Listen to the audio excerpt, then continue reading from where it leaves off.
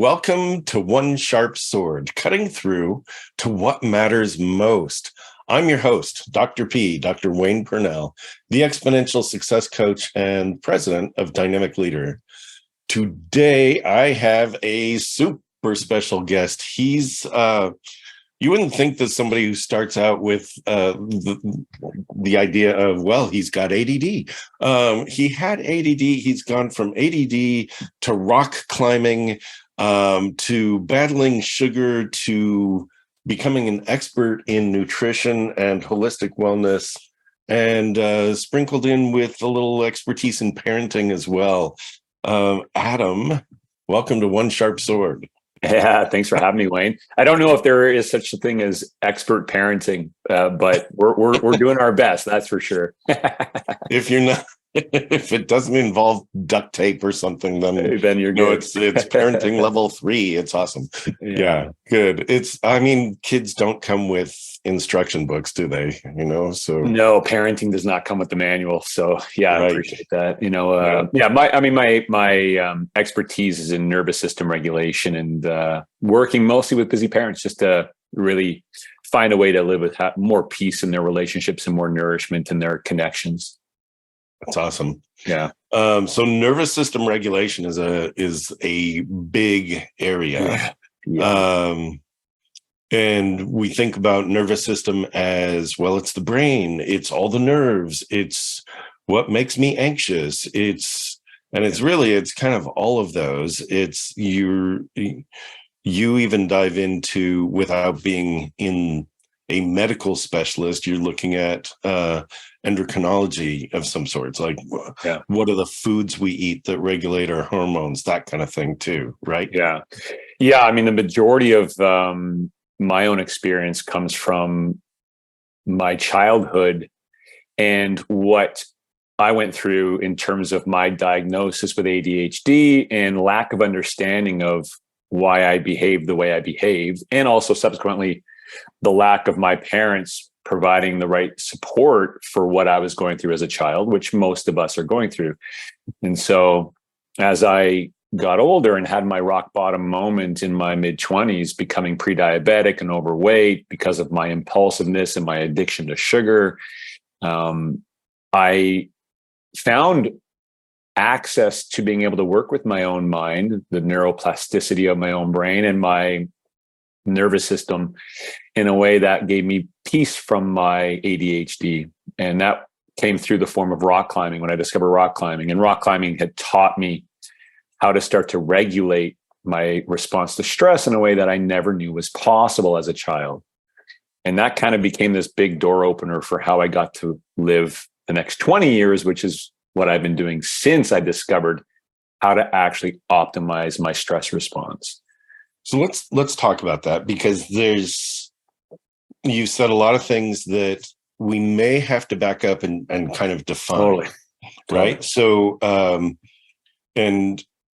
got out of traditional psychology. My doctorate's in clinical psych, and you will almost never hear me say, well, let's back up to when you were a child. Let's begin with your mother and your father. But in childhood, so here, non-clinical psychology, for part of the interview, the question is, in childhood, were you officially diagnosed with ADHD, or did you just know that you couldn't pay attention and your parents were mad at you for that? Yeah, it started off that way. And then I got diagnosed when I was 12, 13 years old, medicated with Ritalin for a few years. On the borderline of when Ritalin stops working. It's interesting that I think my mom was at wit's ends about, and I don't have much of a memory of how I was back then. All I know is like many of my clients who I manifest into my life, I work predominantly with men and with dads who have a disconnect from growing up with a father figure who knew how to express his emotions in a healthy way.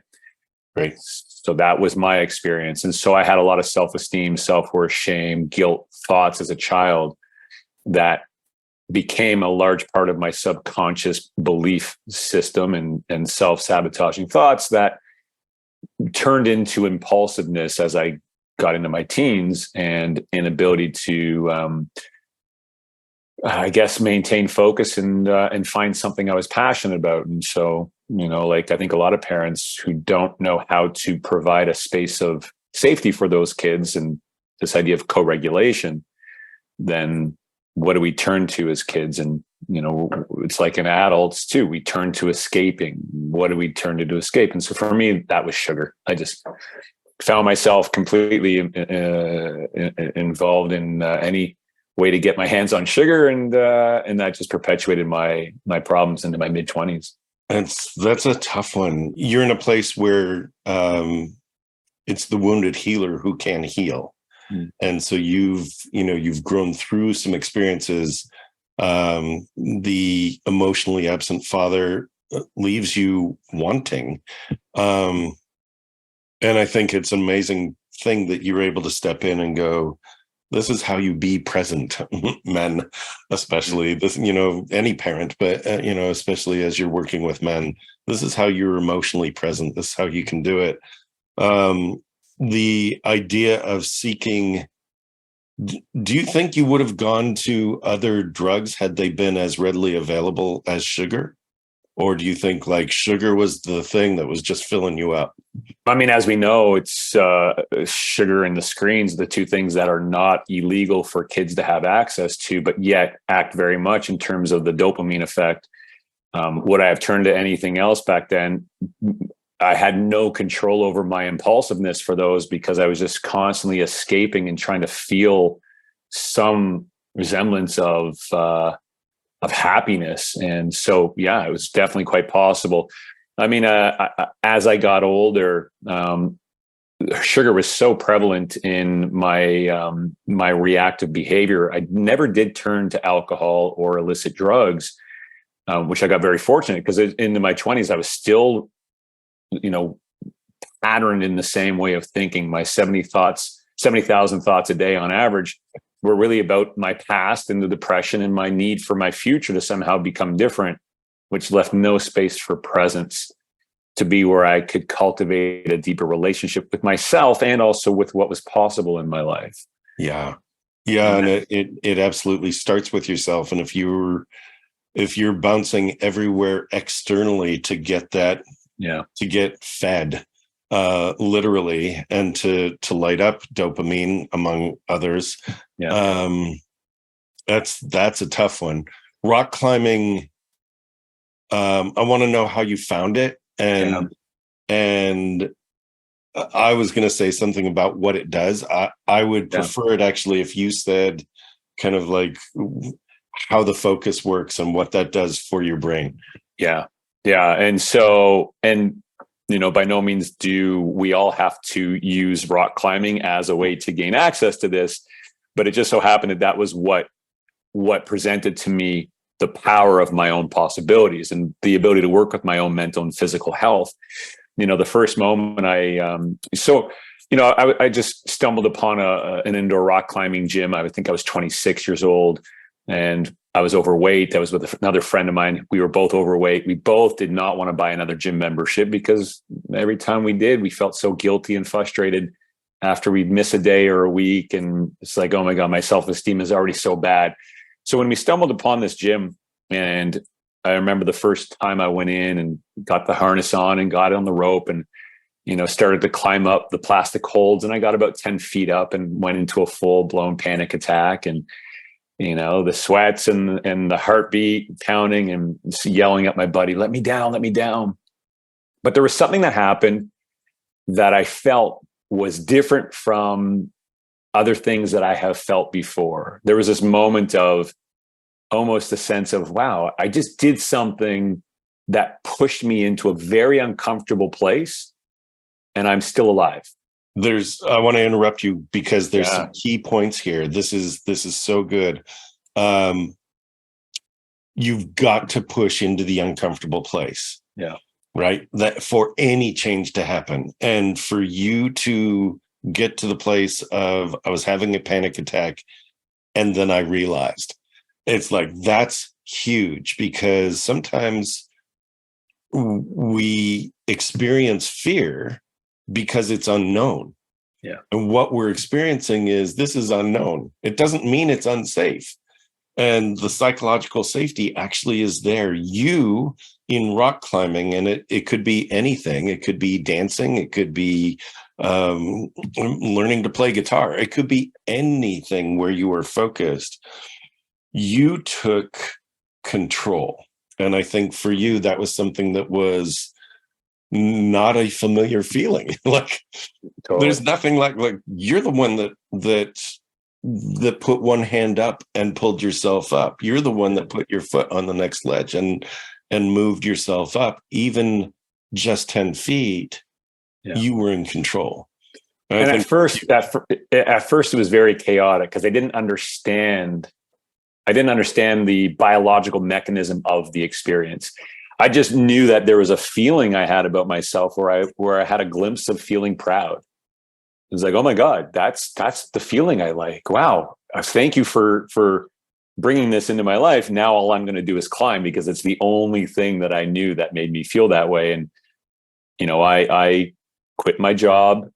I moved out to a small town in British Columbia called Golden, where I spent 4 years, and all I did was rock climb because it was the only thing that I knew that would make me feel somewhat powerful and presented me with these beautiful possibilities of continuing to push through my mind's limiting thoughts, which were so heavy at the time and just so depleting.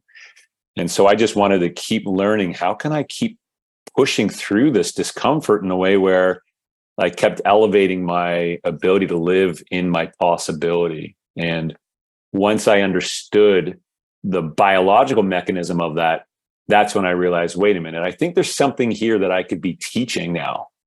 And I created a corporate wellness company in 2006 and started to do training. I started to teach what I was learning and discovered about how to manage my own stress response to organizations, mostly out of the Vancouver, Canada area.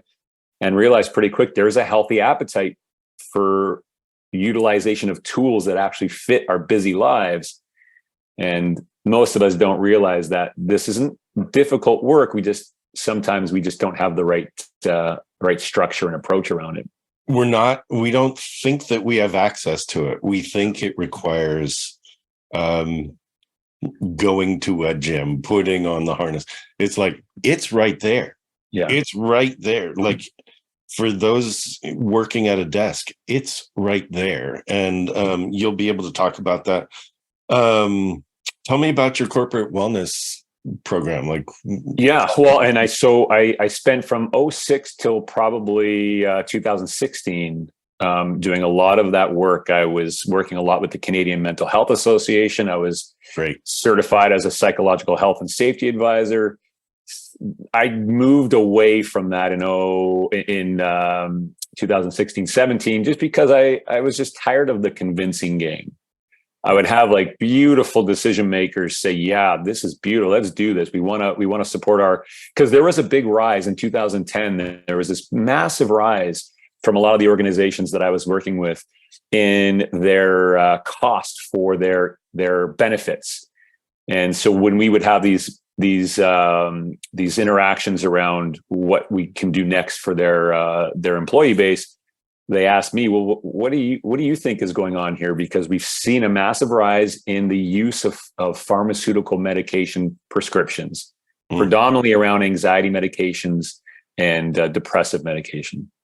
And it was very obvious for me where that was coming from at the time, because this is right at the advent of what now most of us recognize as something that we need to be more cautious of, was the rise of the smartphone. Mm-hmm.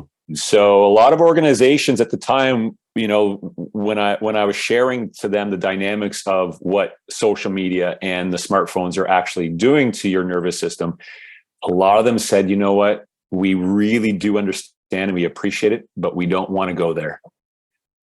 And so at that point, I was kind of like, okay, I'm going to just shift out, and I'm going to shift and just work with the busy parents, because at the time that's what I was becoming. Sure. And I realized, wow, I love the dynamics of parenthood and knowing how stressful that is. And I'm just going to focus on parents that truly want to embrace this work and not have to try and convince a whole company and organization to buy in on the importance of this work. it's an interesting thing because it's like it's inconvenient to tell people not to use technology. Like you can you and now it's common. We say it. We don't do it, but we say it. Oh, we should put our phones down. Yeah. Uh-huh. Yeah. And it's not like we need to give anything up. We're not looking to go live in a cave and, avoid everything, but we just need to know that most of what our environment is around us impacts how our nervous system and brain interact with one another. Exactly. And so if we know that, then we can learn how to mitigate some of that. And at the same time, learn tools to self-regulate. It just keeps putting you in a place where you actually have your health, your mental focus, your clarity, your motivation, your physical strength and recovery and rest, and all the beauty that comes with our own regulation in a way where you have the choice.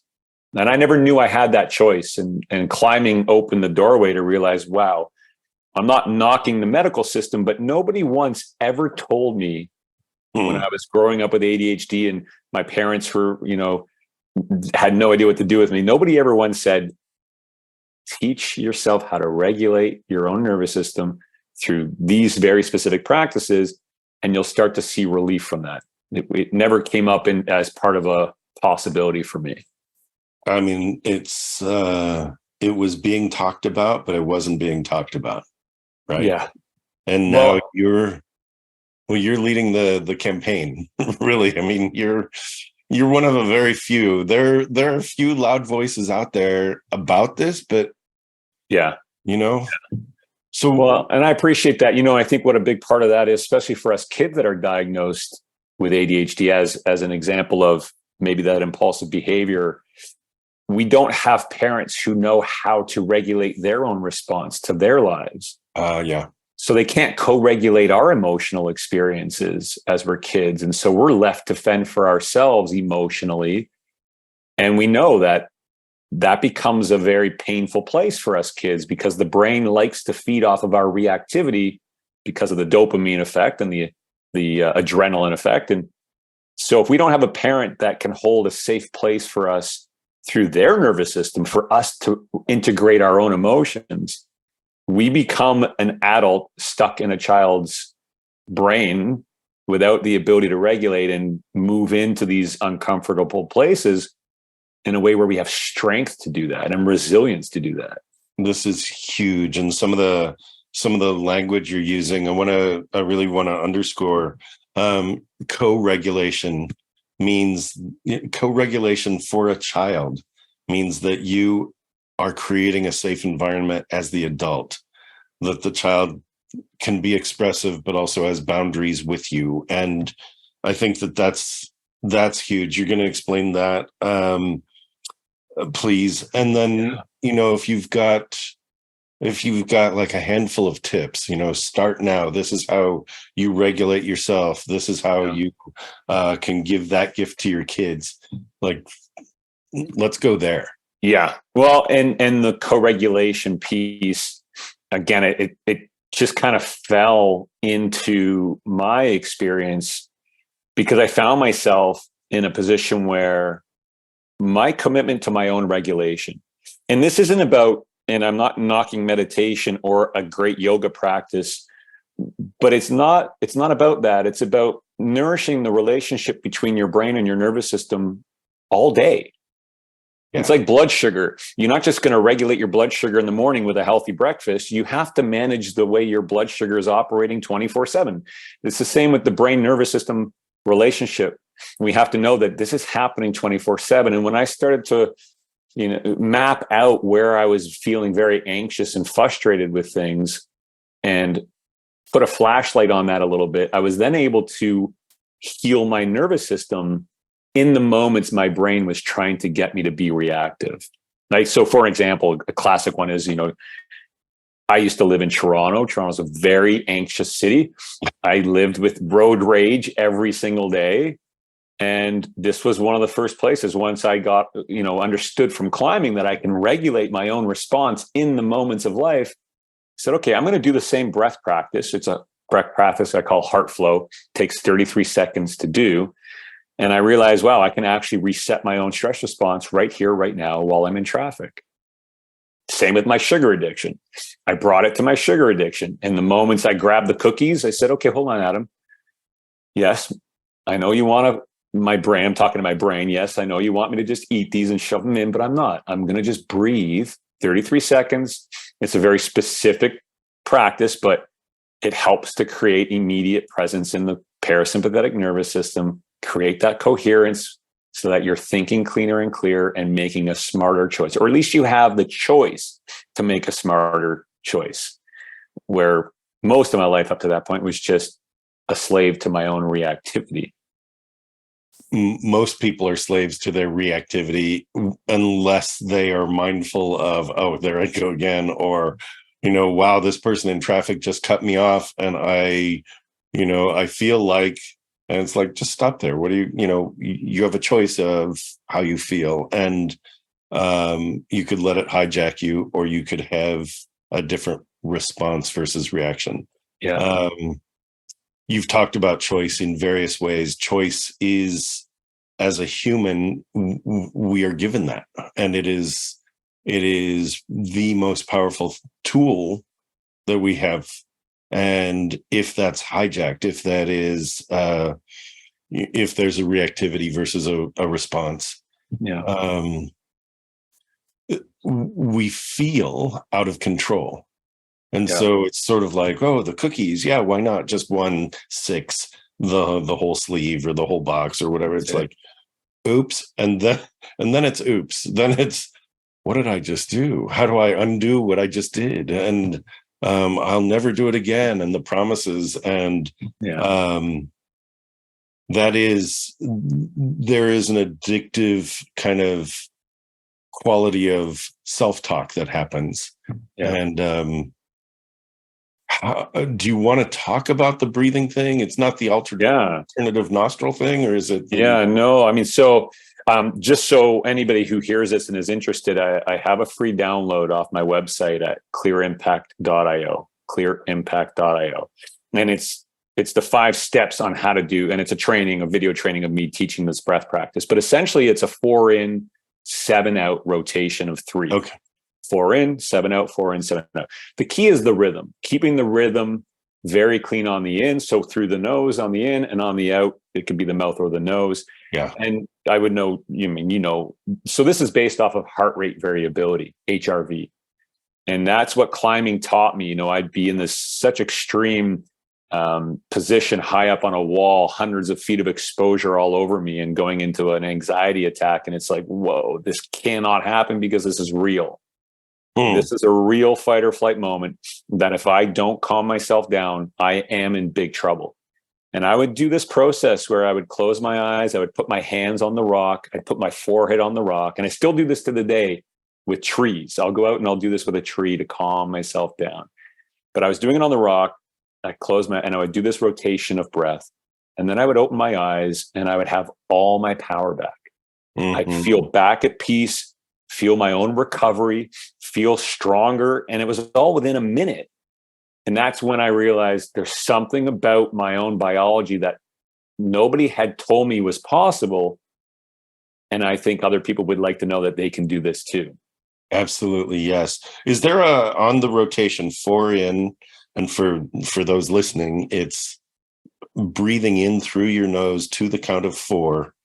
Do you hold it for any period of time, or do you just you breathe into the count of 4 and then you exhale through your mouth to the count of 7? I was taught to do that while walking.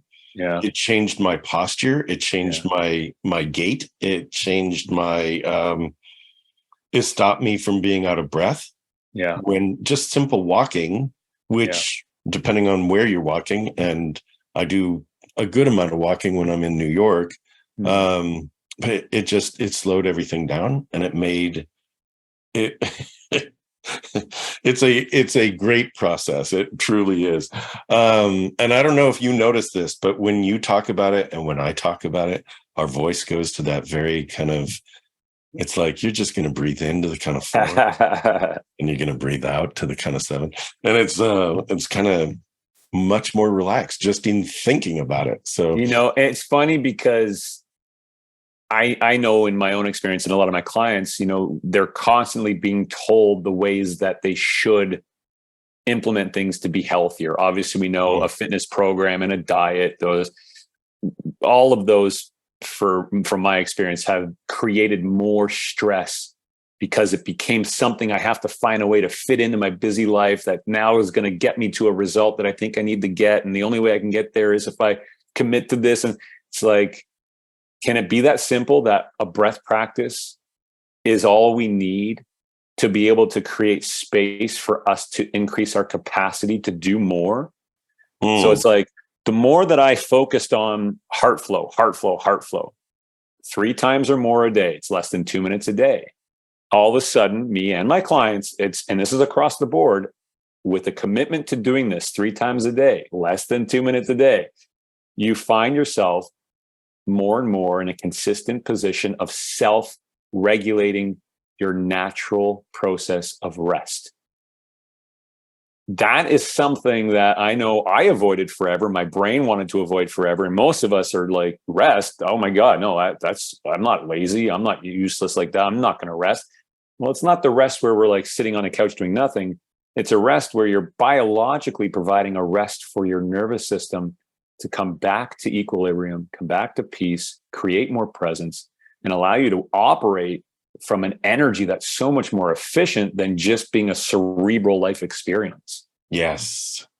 There's a ton of research. Luckily, there's a ton of research that's coming out now that it not only supports that, it emphasizes that you can't be on go all the time. Your adrenals will burn out. You will wreck yourself. And so interrupting your day on purpose with periods of time for rest. And personally, I typically recommend 3 to 10 minutes. You're saying 33 seconds 3 times a day. And it's like, that's awesome. And I love the question that you posed and answered. Could it possibly be this simple? Yeah. And I just think that that's so important. Could it possibly be this simple to give yourself the tool of self-regulation? You're in traffic, the project that you're working on just, had a glitch, all of that stuff that triggers the anxiety, the stress response, the cortisol dump.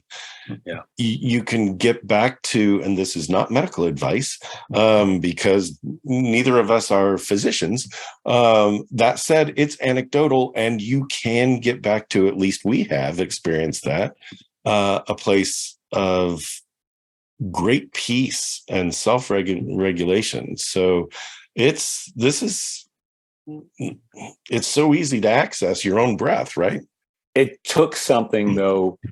Like, it took me climbing at an extreme level for years to finally figure it out, that this is what I had done. I had trained my nervous system into a place of peace. Whether, thinking of percentage wise, let's say 80% of my life before was stuck in a fight or flight sympathetic response. 20%, I had moments of peace, and I knew I felt peace once in a while, but how do I get it? Now, all of a sudden, by just focusing on this breath practice, being consistent every day with it, I healed my nervous system to a point where it was now dominant, maybe flipping the scale to 80% in the parasympathetic. Well, that has a feeling experience to it. And what we lack is the connection to the feeling. And so we don't even know what we're missing because we don't know what it feels like to be dominant in our calm state. And again, the calmness for a lot of us has a tinge of, well, that just makes me useless and doing nothing. No, in the calmness is where you're most powerful. And it is a competitive advantage for all of us who are in the leadership space. If you can learn to cultivate a relationship with your parasympathetic nervous system and train that as your dominant state, you become the best leader you can possibly be. And that's what most of us are missing. It's so true. I have a history of martial arts. Right. So, and the name of this show is One Sharp Sword. I carried a katana for years. And the whole idea is one sharp sword is much more effective than 1,000 or 10,000 dull blades. One sharp sword. So in martial arts, you can't fight angry. I mean, you can, but you'll lose. Not efficient. It's not efficient. It's worse than not efficient. It's distracting. Yeah. If you're in a place of anger, overwhelm, stress, you're already done. You've killed yourself in that moment. Yeah. Right. And so in the martial arts, it's like, no, everything's calm. And you see it in the corporate space. I mean, the corporate space is filled with leaders who feel like they can't stop putting their foot on the pedal because they won't be as efficient and they won't get as much done. And, they have their ways of doing things, but it's a very grindy way. And 100% leads to symptoms that most of the people around them don't know they're suffering from. And even themselves, they continue to distract themselves from the feeling of exhaustion, the feeling of being depleted, the feeling of emotional dysregulation, the feeling of conflicting communication in their relationships and in their interaction with others, their need to control, their need to be right. It has some very obvious symptoms that when you're operating from that state, you might be fooling yourself, but you're not, because you're going to be suffering from it. Well, what you've just described is burnout. And I love the term emotional dysregulation. It's like, well, things are going wrong in the relationship. And besides that, I'm too tired and libido's down and right. All that stuff that is fed by the go kind of culture. Yeah. How do we back that up? And it's as simple as, it's not about competition. It's about you doing your best by being at your best. And you do that. Like the term rejuvenate means to make young again. It's like, right. You do that by practices of rejuvenation. And could it be this simple? Right. And I will say, I mean, the heart flow breath practice and the use of that, I mean, your brain, and this is the first, like I have a core program that I called Unleash Your Energy, and it's a 3-month process. And the first month, it's a battle because that's all you're focusing on is the heart flow breath practice. But everybody recognizes the brain fights even the 33 seconds. It tells you the two dominant things it says about this. And so if anybody who does download it, you're going to notice your brain's going to say two things. Number one, it's going to say, this isn't going to work. There's no way. I got to do more. I can't just do this breath practice and I'm going to feel better. Okay, well, you need to know that it's going to fight you on it. The other one is, I don't have enough time for this. Right? So it's like, okay, this takes 33 seconds, 3 times a day, less than 2 minutes a day. So when you start to notice your own thought process around working with this kind of engagement, you have to be disciplined to say to your brain, hey, brain, you're okay. You're safe. And for a lot of us, it's the first time that we've given love to our brain since we were kids. And I would call that the subconscious, right? Totally. Where the brain is the organ. It's the voices that come from in your head, the voices that you hear that aren't yours, because if they're telling you should, that's someone else's voice. And right, if they're saying, you're a loving human being, that's your voice. That's you loving you. The idea of really guiding your subconscious for the first time, and it's like, well, I don't have time. I'm too busy going for the cookies. It's like, stop. Right? Stop. You have time. You're the only one. One of the things that I keep pointing out to leaders, busy executives, is, you wake up and you look at your calendar. Who put those things on your calendar? You're the only one in charge of it. Yeah. And where it makes it harder to say, okay, I'm going to get up, I'm going to exercise, or I'm going to take my gym clothes with me, and poof, the day evaporated and I never got to the gym. Is it on your calendar? And I'm going to suggest that our audience members, the listeners, the viewers, actually put 33 seconds on their calendar 3 times a day. Yeah. I do use my phone for pop-up reminders. Yeah. And I have kind of reminders about, for myself, who do I want to be? Who am I becoming? And it's easy enough to load a reminder into my phone that says 33 seconds to breathe. Yeah. Yeah. We need reminders around this practice. So when you download, like I mentioned earlier, the Heart Flow practice, that's part of the training that I share is you're going to need reminders everywhere.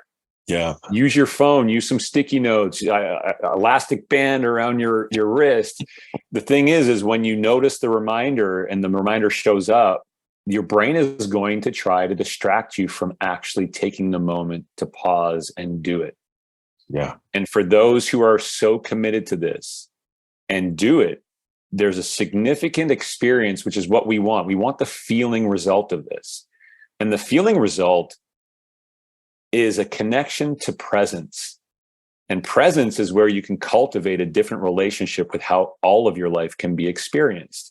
But until you know presence as a place that you can operate from, and presence essentially is what we're talking about, is the place where you actually have your critical thought available. You have the focus, you have the motivation, you have the flag in the ground. This is what I stand for in my life and my family's life. And you have the ability to engage from an emotional integration of your true power and your true self in a way that's so different from all those stuck thoughts of the past and all the stuck thoughts of the future and just subconscious patterning that denies you the ability to feel your true essence in presence. And so when you start this process, that's what you want to learn to feel, because you're constantly given access to it. And what you're doing at the same time is you're strengthening the muscle of your vagus nerve in a way where you're growing more and more time to operate from there. And then you realize, wow, okay, so wait a minute. So it can be this easy, but it just takes practice and training. You got to keep training, like building any muscle at the gym. You have to have repetition. Otherwise you won't have the results.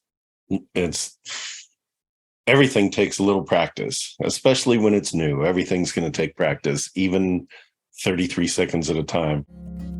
You know you are bigger than the life you are leading. It really is time to attend to that thing you've wanted to do or have, but you've been putting off. It's time to step into that dream you've parked for someday. It's time to claim true well-being, both personally and professionally, without giving up the success that got you here. It's time to check out Dr. Pernell's signature small group retreat, the Exponential Success Summit. Explore exponentialsuccesssummit.com. Seats are extremely limited as this is a very special small group event. www.exponentialsuccesssummit.com. You said something that struck me as funny, which is building the muscle of your vagus nerve, which it's right, building the impact, the power. And for those not knowing, vagus nerve runs from your heart through up to your brain.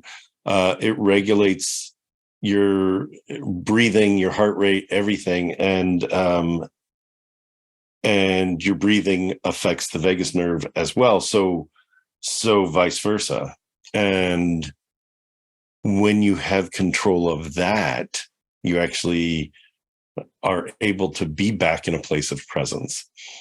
I'm loving everything about this, Adam. I have a powerful presence masterclass that I do. It's this free thing. I didn't link or even think about putting like part of powerful presence is actually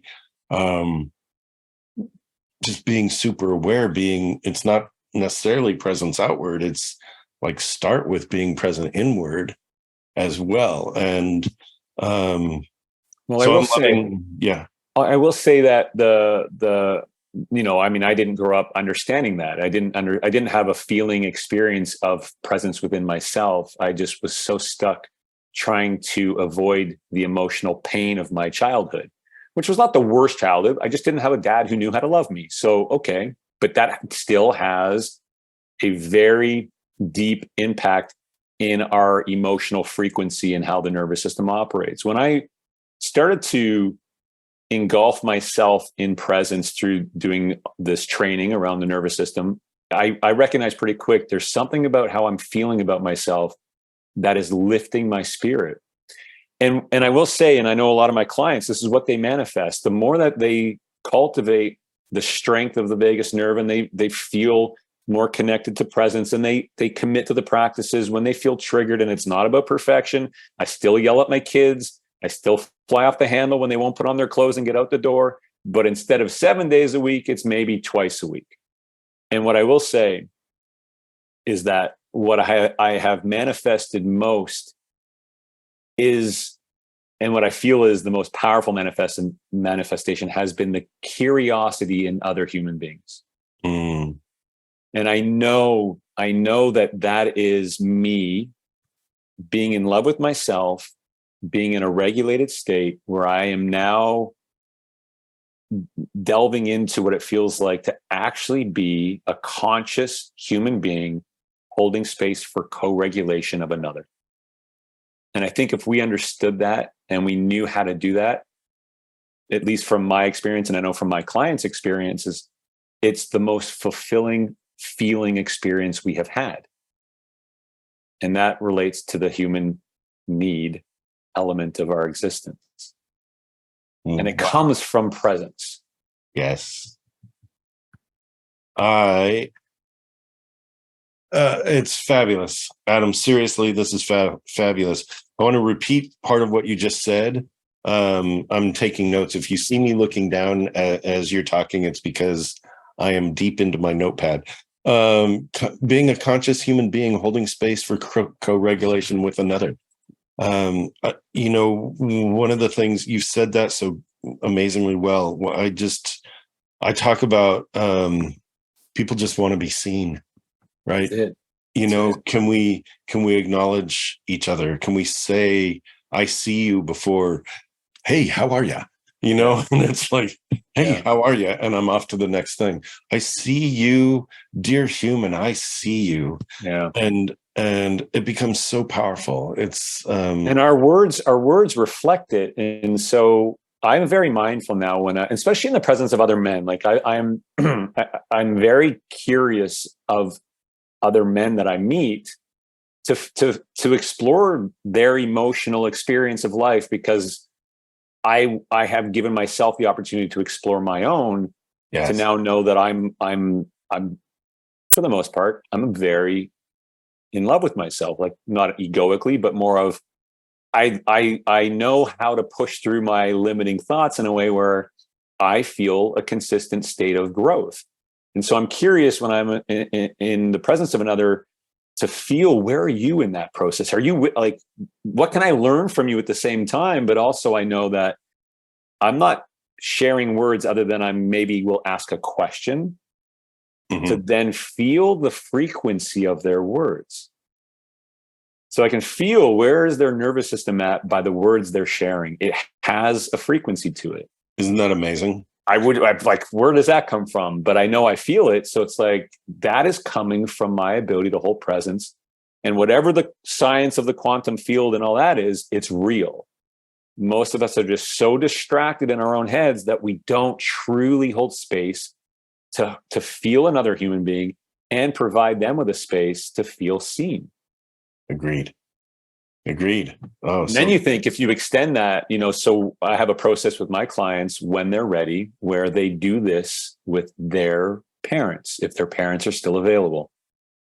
And it's the most profound interactions they're having now that they know how to hold presence like this. And then they come in the curiosity with their parents. It's transformative emotional releases that are happening on both fronts. That's an amazing process because, or as you'd say, process, because you're asking an adult to do that, to release a childhood experience. And that's where it's super powerful, adult to older adult versus, adult parent to child. The child who is now an adult comes in and says, almost like, I forgive you for who you were. You did the best you could. And it's almost like you're holding that space to let go of what was, so that together you can create a new relationship from that moment on. It opens up possibilities for how else it can be. And if you kind of have a sense of how you would like it to be, like I have work to do on this myself, in this exploration, I'm constantly finding new ways to push the uncomfortable parts of me holding space for my dad. Right. And that has a lot to do with me being able to regulate in his presence so that he feels more and more into the space of his own suffering. Because in the end, yes, it might be, here I am as a 50-year-old adult talking to an 80-year-old adult, but yet we're still emotionally, a lot of it is still child and child, having these interactions with these emotions that we've kind of been stuck in for a long time. And so we're giving each other space to evolve.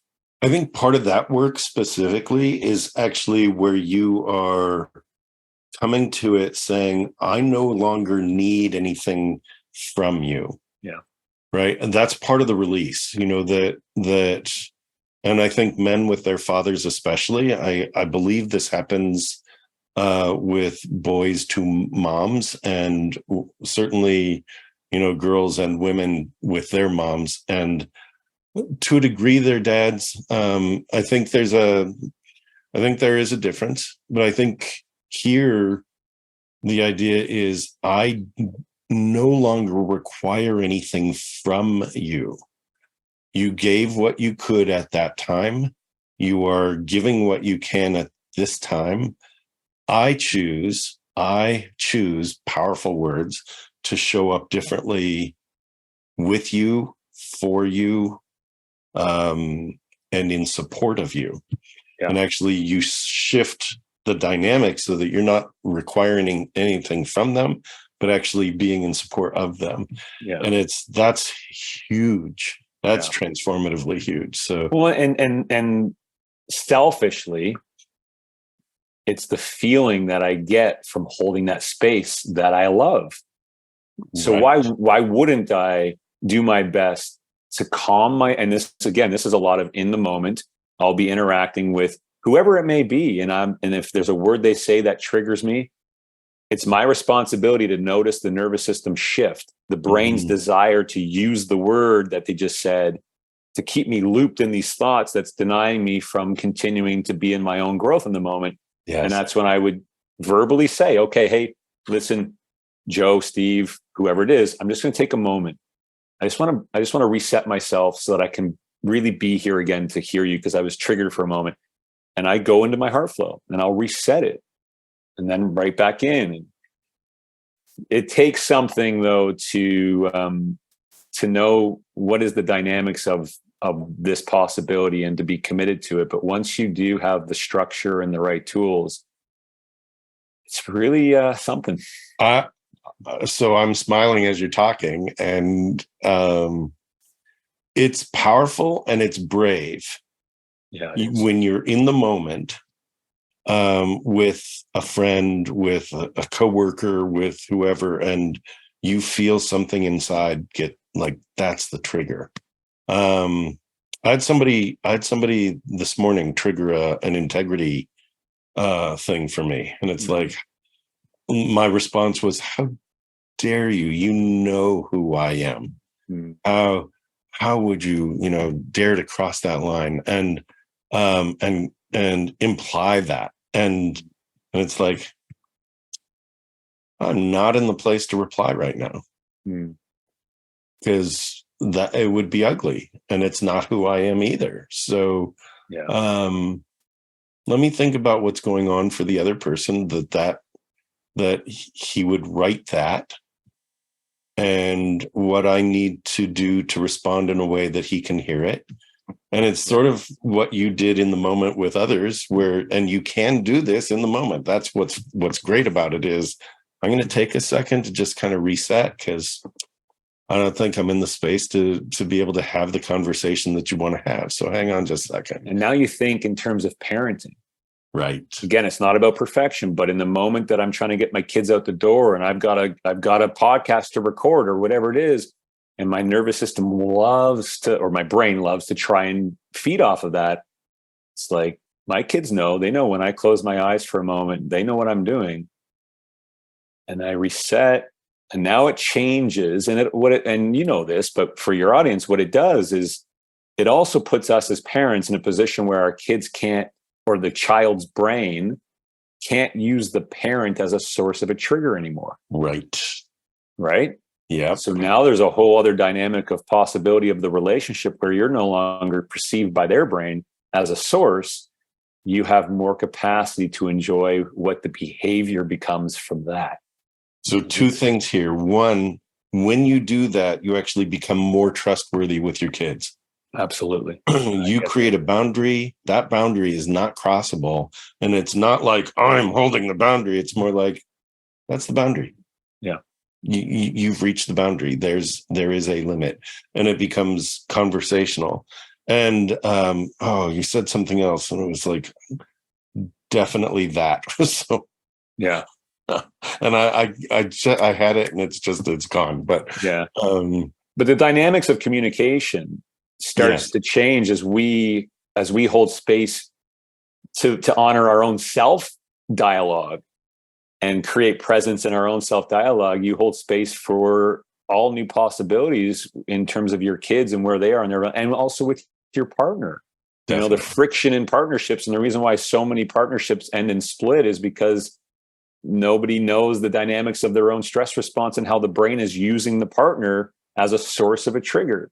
Yes. It's like if there's not one person in the dynamic who can reset and create space for a new possibility, you're going to be emotionally, there is no emotional intimacy in that. And that's what especially, I've noticed in the work with men that I work with, what their partners want, female partners want, is just that presence in our own emotions so that they hear and feel as if they're being heard and listened to in a way where we're not stuck needing to be right, needing to react, needing to control, but just be emotionally present.